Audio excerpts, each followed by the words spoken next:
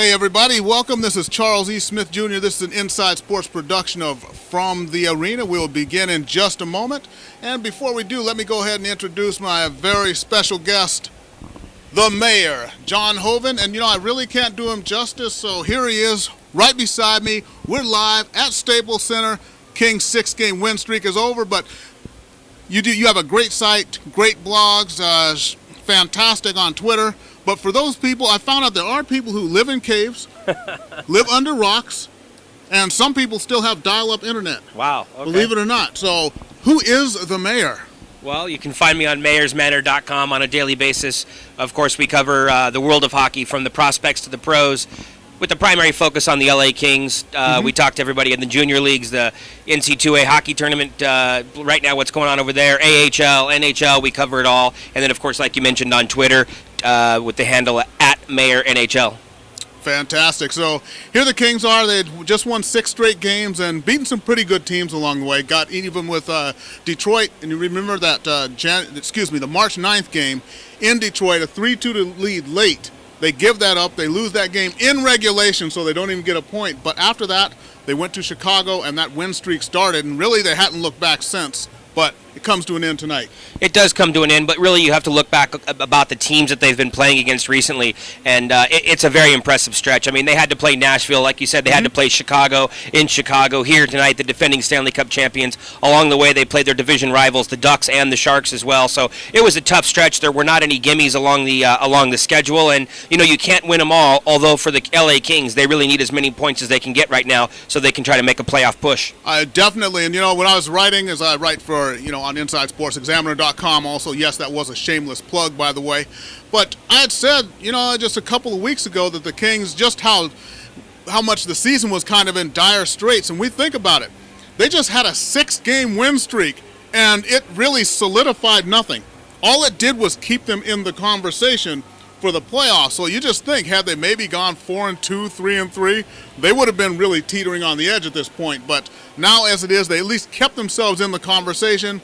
And just to give you some idea just how close the race is, they start out the day first place in the division and third in the conference before this game even starts. Just because Dallas beats Calgary, they are second in the division and 7th in the conference, just a point into a playoff spot.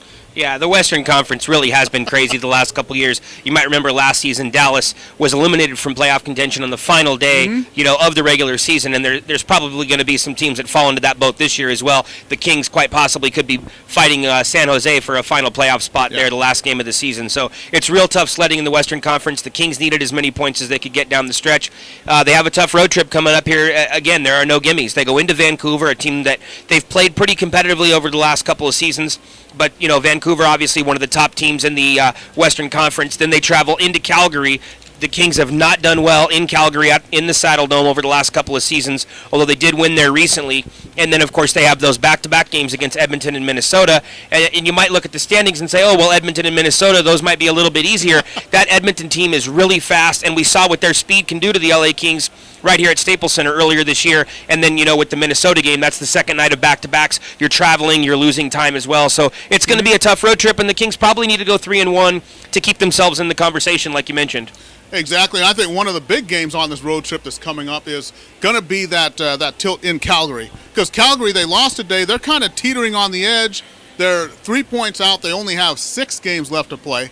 So the Kings do have a game in hand on them. So they have a chance to really go to Calgary and all but bury them if they can beat them in regulation in Calgary. But, of course, before that, they got to beat Vancouver. And even with tonight's game, though, as we look back at this game against Boston, they lost. It was a game it was really streaky.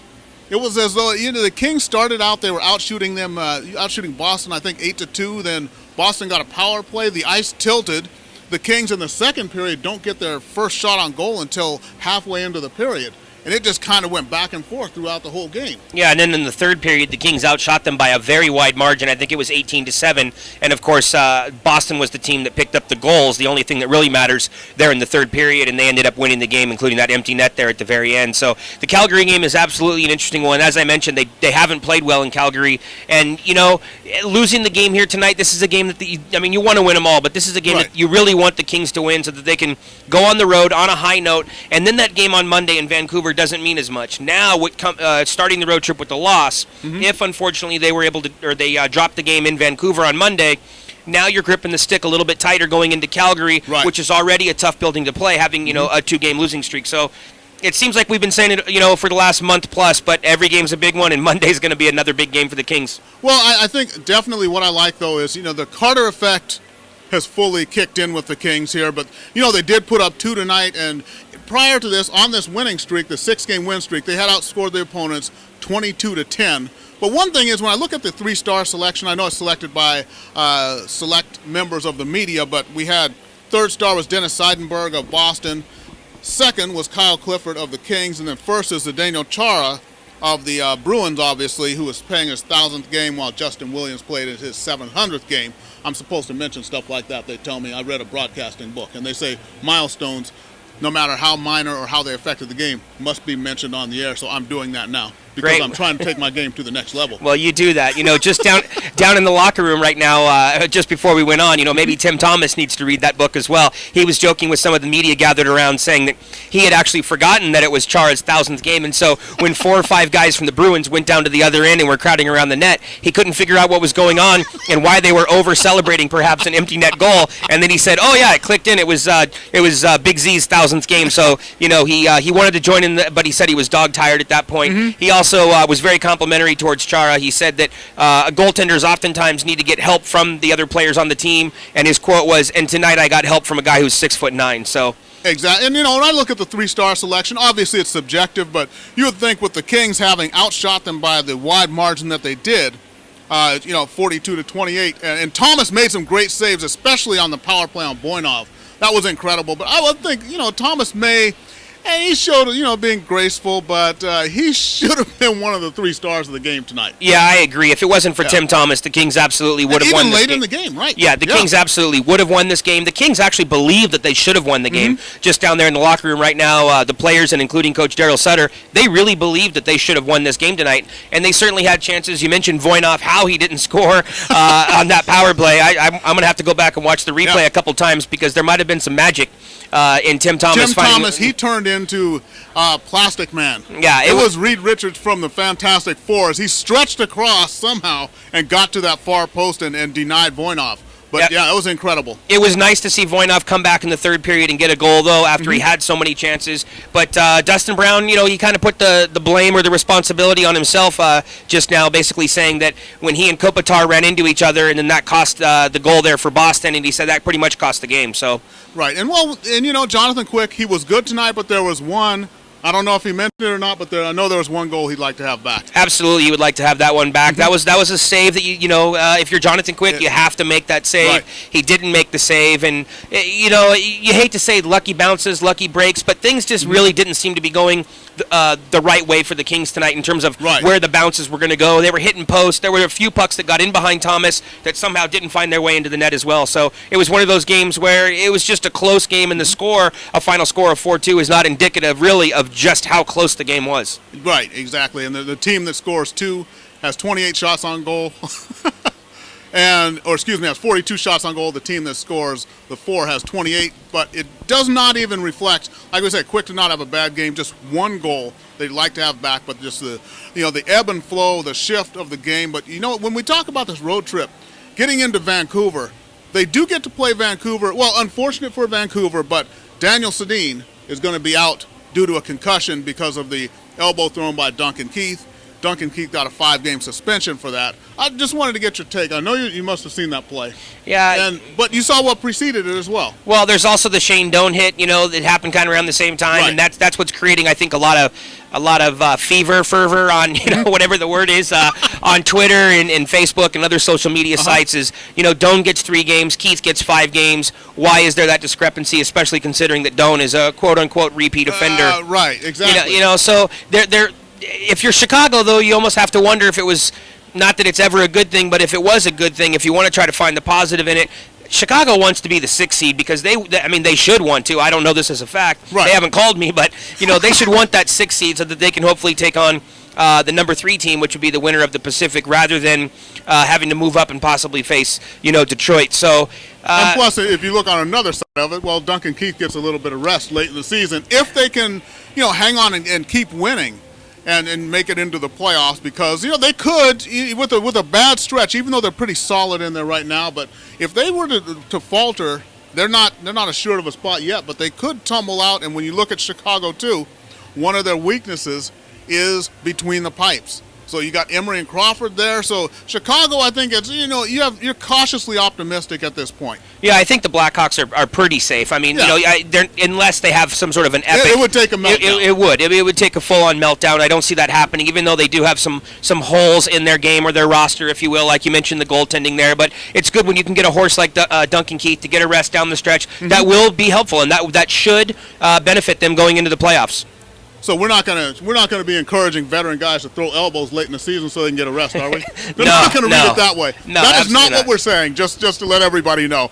But I just think when I look at that, and I saw that Daniel Sedin actually tried to hit Duncan Keith up high earlier in the game, and that's one of the things it has to be factored in. I think when you look at these things and you look at a retaliation, and I know we're not supposed to condone retaliation, but does that hit by Keith even happen if Sedin doesn't go high on him earlier in the game?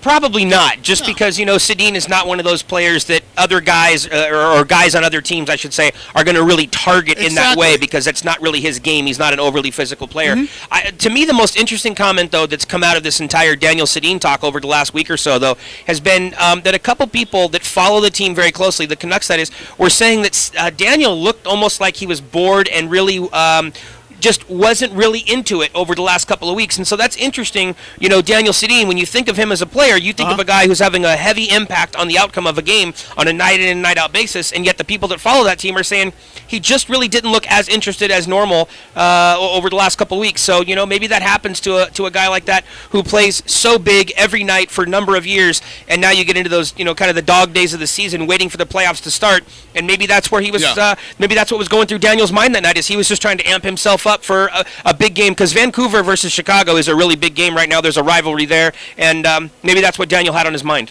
Yeah, it could be, but it's just if you're going to do something that's kind of out of character, you just have to be careful about that. Because if you want to talk about going headhunting, and Duncan Keith is not a dirty player by any stretch of the imagination, but if you want to talk about a headhunting contest, I will take Duncan Keith over Daniel Sedin any day of the week. I would take most people over Daniel Sedin. Right. But if you want to talk about out of character, we saw a little bit of an out of character play here tonight.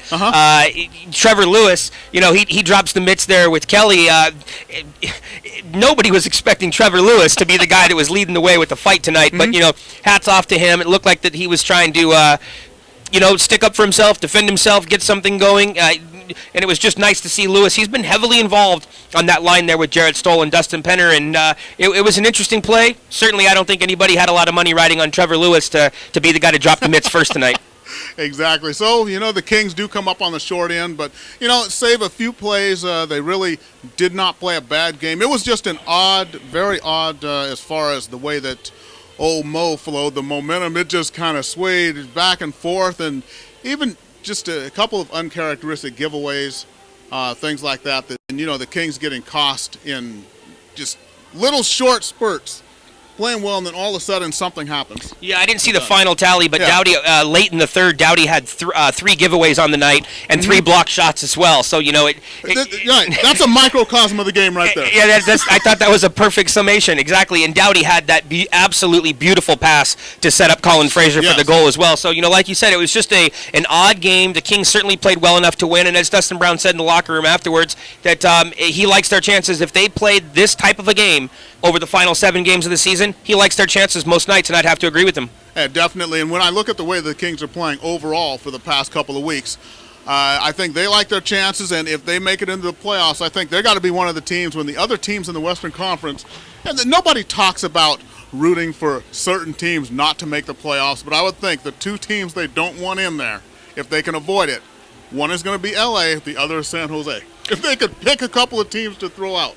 I don't know if I would agree with you on San Jose. I mean, obviously they have the experience factor, but they haven't looked right all season. And that's true. And their That's problems appear to be getting worse, not better. Yeah. But you're absolutely right when it comes to the LA Kings. You're starting to see national beat writers tweet about it and talk about it and like, oh, here come the LA Kings. Right. And this is a different team. We've talked about it before on your show a few times here over the last 6 or 8 weeks. This is a different LA Kings team than we saw earlier in the season. And this team does appear to be peaking at the right time. It's not a night for Kings fans or for the Kings players to hang their heads in shame. They were playing the defending Stanley Cup champions who, they wanted to get back on the winning track after losing in San Jose. This is the Bruins I'm talking about, losing. And they've had it right. They've been pretty bad on the road here the last 4 games or so. When I was down at practice the other day and talking with a few Bruins, they felt that the time change coming west affected them on Tuesday night.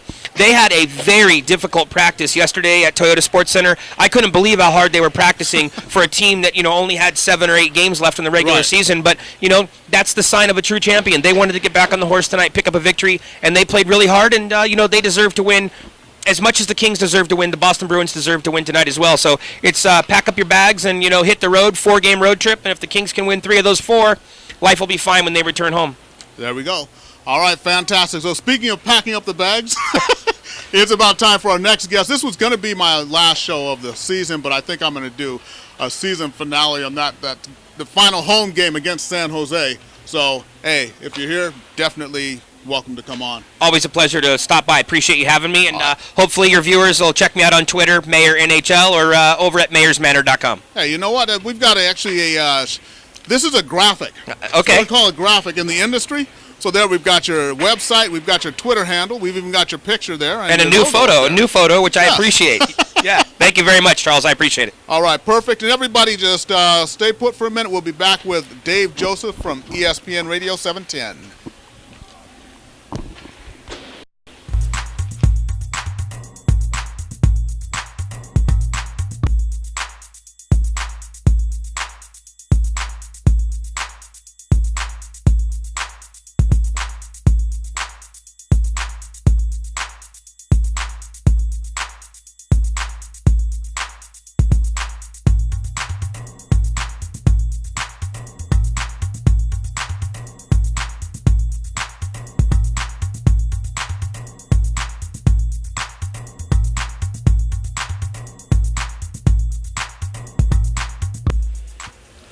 Okay, everybody, and we're back as Dave Joseph arrives in here. Let me go ahead and give a couple of shout-outs here.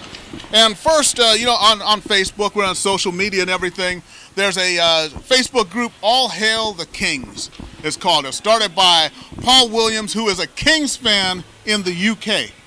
I don't mean the University of Kentucky. I mean like that London place. I've heard of that. There, overseas. Sure. Yes. He's actually a Kings fan and started this group.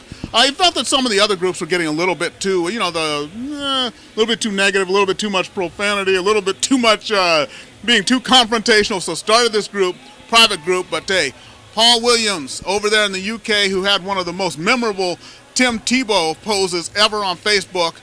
Much love from Inside Sports and from the arena. And also, let me talk about the Kings themselves, the organization, fantastic media department. I got to give props to the 3 beautiful ladies who keep everything going. They give us all the stats, run down here, give us the late breaking news.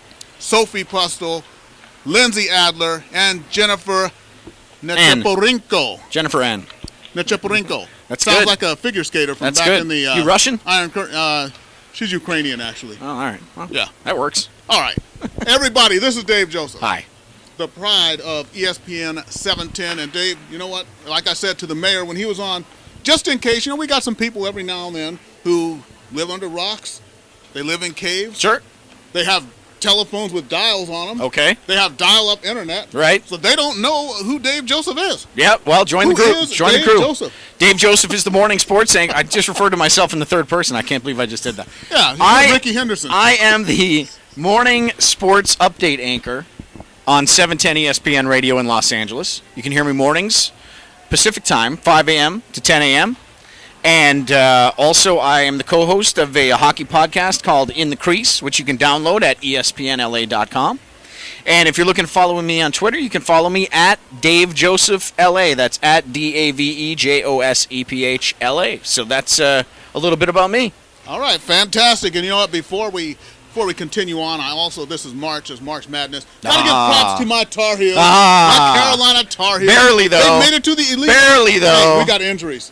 They've got injuries. Yeah, they've got one big injury to their point guard. Exactly, and people are saying that it's going to spell the end of the next round. It might be. Yeah. What do they got? Kansas coming up, right? Kansas? Yeah. Let's. Oh boy. They're in the Elite Eight. That's all I have to say. And Duke only made the round of 64, so that's always a good thing. So Right. now listen here. I've got Kentucky beating North Carolina in the final. That's what I have. So it's looking okay for me right now. Although North Carolina's got to get by the game tomorrow against Kansas, right? If Carolina can make it to the final, I think those injuries, those problems may have gone away at that point. Give him another week to heal. Right, exactly. Maybe he can play by next weekend. Right. If they can get by Kansas. If they can get by, right, then I think they'll be fine the next week, and we can go ahead and get that championship there in North Carolina. But you know what? I've got Kentucky beating North Carolina, by the way. I know you'd be not happy about that. But, well, hey, we'll see what happens. You're wrong. Well, if you say so. Okay. All right, everybody, let's get back on track here. The LA Kings just dropped 4-1 decision to the Boston Bruins. We're live 4-2. 4-2. 4-2. Yeah, that's Don't short the Kings a goal here. 4-2. I apologize. Voinov scored in this one. It's a 4-2 league, right? It is a 3-2 league. Actually, it was a 3-2 league. They scored with the second left, and it was an empty netter. So it really is a 3-2 league. Which they reviewed to make sure that he actually got it. So it was a 4-2, but it is a 3-2 league. It is, definitely. Yeah, it was tonight. Yeah. So. Yeah. All right. Well, you were down there in the locker room. I was. You talked with Coach Sutter. I did. Yeah. You did talk with Coach Sutter. Uh-huh. Okay. And it is. I know it's the equivalent of Rocky Balboa holding a press conference. If he coached the hockey team. If you say so. Yes. But he laid into me tonight. Did he really? Oh yeah, he laid into me. Talk to me. I think he was a little angry at the outcome of the game tonight, would be my guess. I don't think it was anything personal toward me. At least I'm trying not to take it that way. Well, your questions are a little bit annoying sometimes. No, they're not. But he was annoyed by my question tonight. Because I simply phrased it as, you've got a key 4-game stretch coming up on the road here, and this is basically your make it or break it time of the season. It's a key 4 games. And he said, well, why don't you hit the rewind button on that, because you asked me that time and time again. So you're saying, I said, but these are important games coming up. And he said, well, this game tonight wasn't important. The one before that wasn't important. The one before that, and the one before that, and the one before that, and the one before that. That's what he said. Well, I'm not exaggerating. That's what he said. Well, DJ, what I think it is here. So I thought it was kind of funny. But. We've all got our go-to moves. Right. Kareem had a skyhook. Yep. So maybe he. I have the preview the road trip move. That's your go-to move. Listen, I have to get sound for Monday morning when I go on the radio, so I'm looking to preview the upcoming road trip, especially with Vancouver. So I'm looking for sound bites from players and coaches to preview those next games coming up, which I'm doing my job. I understand so he gave me that answer, which I'll be using on Monday morning, by the way. I think it's hysterical, so it's going to be great. Good stuff. Tune in to 710 ESPN Monday morning. You know what? There's the upcoming road trip. This is what we have. This is called a graphic here in the industry. I see it. I know you do radio and not television. Well, there's a reason for that, as you can see when you pull back to the camera shot. Yeah, that's why we're off the camera shot. That's good. Now. That's probably good. I saw people logging off. Good so for I your viewers. Yeah, right. Exactly. So there's the road trip. Monday in Vancouver, Wednesday Calgary. We got Edmonton and Minnesota back-to-back. And Vancouver, though, without the services of Daniel Sedin. Okay. They haven't been playing well, Vancouver. They have not. They haven't been playing well, so that's a winnable game Monday night. Then you look at the Wednesday game at Calgary. Calgary fighting for their playoff lives. You've got to expect a battle there. Friday at Edmonton. Never an easy trip to go to Calgary and Edmonton, although they do have a day off in between, which is and the places are pretty close together. And they're fairly close together, but you're still up in Canada, and you never know what's going to happen there. Edmonton, no chance at the playoffs. You would think that would be a winnable game. And then Saturday at Minnesota, the Wild are out of the playoff race too, so you would assume that would be a winnable game. you really have to go 3-1 on this road trip in order to maintain your standing in the Western Conference right now. Exactly. And I think one of the key game, though, the real key game, yes, they're all big, as Daryl Sutter said. However, if they can go into Calgary and knock Calgary down another peg, because Calgary lost to Dallas today. Calgary is 3 points out of a playoff spot with only 6 games to play. They'd be pretty much out. If they can, that would be, the nail would be in the coffin, not hammered absolutely about flush halfway. with about the halfway board, down. But one good whack, and it's in. The lid is on. Yeah, that's and for it's sure. on there to stay. I would agree with that.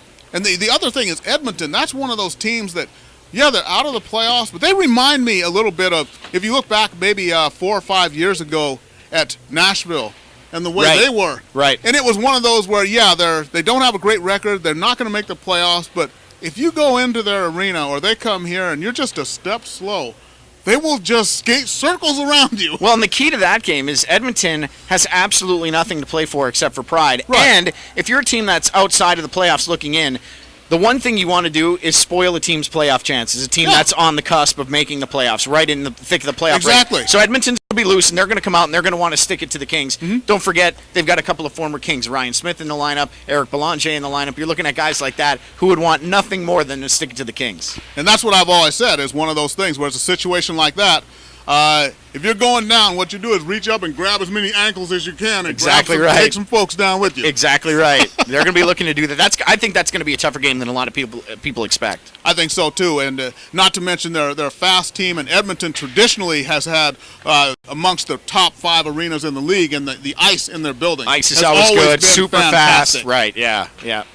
And when I look at this though, we got those 6 teams. We got 3 playoff spots. San Jose is on the edge, as are the Kings, as is Dallas, as is Phoenix. Last year, 4 teams from the Pacific Division get in, and the only one who doesn't make it is Dallas, which was eliminated on the last day of the season. Right. Or otherwise, they all would have made it in. Right. This year, we could have 4 in again this year, and we might only have 1. That's correct. And last year, if you recall, there were 3 California teams in the playoffs for the first time ever. And now you're looking at we may not have any. Right. We may have 2, but we may not have any. I mean, it could shake out that way. Exactly. Everything's so tight right now, you just don't know. And San Jose, I believe, is locked in mortal combat with the Phoenix Coyotes. Oh, boy. As we speak right now. Yeah, it was a tie game out last year. Yeah, so I like to, because we enjoy being geniuses. Sure, I know I do. And yeah, absolutely. I'm a genius all the time in my mind. You try to come up with formulas. If we win this and they would lose that, and then this team does this, but there just is if they win in a shootout, that means that, right? They get 2 and the other team gets 1 point, and it's always a mess at this time of the year. 6 teams separated by 3 points. You can do all the math. Well, and and the Kings tonight had a prime opportunity. Dallas played earlier today, so Dallas overtakes the Kings for first in the Pacific, third in the West. Right. So the Kings know coming into tonight, if we win tonight, we're back in first in the Pacific, third in the West. But all we have to do is win tonight. Instead of first and third, you're all of a sudden second and 7th. Correct. With only 8 teams making the playoffs. Correct. With only 6, 7 games left for some teams. Some teams have 5. So, I mean, you're really down to the nitty-gritty. They know what's at stake, and then, they come out and they lose tonight. So it's all a total mishmash in the Western Conference again. Here we go again, right? Mishmash. I mean, we've been Not seeing a that for the last mismatch, 2 weeks. but a mishmash. No, a mishmash. But we've been seeing this for the last 2 weeks. Well, since you and Sutter are so tight now, I'm sure you we're like bonded blood over brothers. that. Yeah. Did you tell him to go to Calgary and just beat the hell out of his brother? I did. Do you think he would do that for us? I don't think so. I don't think. I'm not in that tight with him. So. I don't mean put the 2 of them in the octagon. I mean just go that there would be and good to see. break the heart of his brother's team. Well, I'm sure that's what he wants to do. As much as that would be painful for him to see his brother on the losing end, I'm sure he would like it more than he would dislike it, right? I mean, he would. Yeah. Especially if the Kings lose that game and wind up not making the playoffs. Oh boy, that would not be. Yeah, that would not be good. It wouldn't. But we look forward. If we look past this road trip and just get back down to, and the Kings seem to do this every year for some reason. When they come back, they're going to play their game on Monday night against Edmonton. Edmonton again. And it's the same night as the NCAA championship game is on. I've had this dilemma a few times here. So you're worried about watching North Carolina while the Kings game's going on? Is that what you're saying? I may or may not be saying that. We'll pretty much find out after tomorrow. But if it's Carolina and Kentucky, we're both going to have to be here, and Yeah, I'll be scanning the NCAA scoreboard for Yeah, that on that night. exactly. Oh, that'll be big. By the way, Perfect. second in the ESPN pool right now, not to toot my own horn. And another pool that I'm involved in, I'm fourth right now. But if Kentucky plays North Carolina in the finals, winner, chicken dinner right here. You know what I'm saying? Well, I'm not just saying to that let to you brag. know- I'm just saying I'm on a little bit of a hot streak right now. And don't take this personally, but I've got your name in my dead pool. So Oh, that's not you may nice. not make it through the end of the year. And if you don't, You then know something I will. you've been talking to my doctor or what? What's going on here? It's not right. Deadpool. Hey, you know what they say: death is easy, comedy is hard. I went to the edge, man. Did it work? You took it there. I'm not sure if it worked or not. You'll have to leave it up to your viewers to Yeah, decide. exactly. So everybody, feel free to comment when you hear that. If I went over the edge, to the edge, Yeah. Deadpool. Or You had me in right the on. you had me in the Deadpool. yeah, it's nothing personal. It's not? No. It feels like it. It does. Doesn't What do you think of Zdeno Chara playing his 1,000th game tonight? What a stud, huh? You see, I tweeted tonight, Andrew Bynum, the Lakers center, was here. He was there. Yeah, and I tweeted tonight, Andrew Bynum sitting in the first row in attendance, and I tweeted, hashtag not much bigger than Chara. And I mean, really, when you put the two next to each other, That's true. Andrew Bynum's a 7-footer, but You know, Chara's and I don't right up understand, there. They do this little contest here on the board when they Yeah. say the choices. Yeah. And it's like Mac or PC. Mountains or beach, Yeah. sports car, SUV. But the one where they have, and they have one up that says, oh, look at this Chloe, breaking news, post-game quotes right It here. says, what does it say? Kim or Chloe? Yeah. For the card, and a lot of the players say neither. Or Neither. they may pick Kim or whatever. But Yeah. they have one that it's Brooklyn Decker Yeah. or Megan Fox. Right. Why has no one ever said both? Oh, that's I mean, a great they're not old dudes like us. These are young stud athletes. Who's Brooklyn Decker, by the way? Okay, all right, yeah. She's your screensaver. That. Yeah, right. right. I thought you were going to say like Cheryl Teagues, and I would have said, oh, okay, I'll take that. You know what I mean? Cindy Crawford. Sybil Shepherd. Sybil Shepherd, Yeah, right? okay. Something like that. Yeah, you're getting old, man. And you know what? You're getting old. We're running out of time. What? So- I'm just looking at the quotes. Oh, my quotes with Coach didn't make it in there. There's a It didn't shocker. make it huh? in. Okay. No, didn't make. All right, Oh well. Another time, perhaps. perhaps. Everybody. This was fun. Yeah, let's go Even ahead. though I'm going to be dead soon, apparently. But thanks, Chuck. Hey, let's go ahead and thank our sponsor, thepuckshopshere.com. Discount hockey gear available online and shipped directly to your door. Always have free shipping on all orders over $75. And if you enter the promo code Inside Sports upon checkout, Do I get a 10% discount? you do. So if you ever decide to lace up the skates again, Yeah. it'll be the force you were Right. at Hofstra. Oh my God. You know? I had an 18-game point streak at one time. I heard about that. It was pretty awesome, Yeah, you and Al Bundy. if you ask me. Yeah, right. It was like 20 years ago, but yikes, I'm getting old. All right, everybody. So for Dave Joseph, this is Charles E. Smith Jr. You have been watching From the Arena, and we will see you again the final game of the season, which is going to be the Kings against San Jose, and that will be a week from this coming Thursday. Until then, this is Charles E. Smith Jr. signing off. This is an Inside Sports production of From the Arena. Thank you for joining us.